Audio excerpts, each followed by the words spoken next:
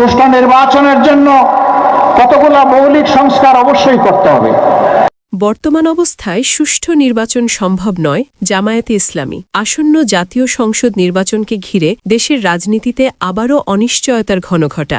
বর্তমান পরিস্থিতিতে সব রাজনৈতিক দলের জন্য সমান সুযোগ বা লেভেল প্লেয়িং ফিল্ড নেই বলে মনে করছে জামায়াতে ইসলামী। দলটির দাবি, এই অবস্থায় অবাধ, সুষ্ঠু ও গ্রহণযোগ্য নির্বাচন আয়োজন করা বাস্তবসম্মত নয়। শুক্রবার সন্ধ্যায় জামায়াতে ইসলামীর কেন্দ্রীয় কার্যালয়ে ত্রয়োদশ জাতীয় সংসদ নির্বাচন উপলক্ষে গঠিত নির্বাচন পরিচালনা কমিটির বৈঠকে এমন উদ্বেগ প্রকাশ করা হয়। সভায় দেশের সামগ্রিক রাজনৈতিক পরিস্থিতি ও আইন শৃঙ্খলা পরিস্থিতি নিয়ে গভীর আলোচনা হয়। কমিটির সদস্যরা বলেন, দেশবাসী এখনও শহীদ শরীফ ওসমান বিন হাদির বিচার পায়নি। সন্ত্রাস দমনে দৃশ্যমান কোনো অগ্রগতি নেই, বরং একের পর এক মানুষ হত্যার ঘটনা সমাজকে আতঙ্কিত করে তুলছে। অথচ চিহ্নিত সন্ত্রাসীদের গ্রেপ্তার ও অবৈধ অস্ত্র উদ্ধারে কার্যকর কোনো সাফল্য চোখে পড়ছে না। সভায় আরও বলা হয়, সাম্প্রতিক কিছু ঘটনায় প্রশাসনের ভূমিকা প্রশ্নবিদ্ধ হয়েছে। অভিযোগ উঠেছে, প্রশাসন একটি নির্দিষ্ট পক্ষের দিকে ঝুঁকে পড়ছে, যা গণতন্ত্র ও নির্বাচনের জন্য মারাত্মক হুমকি।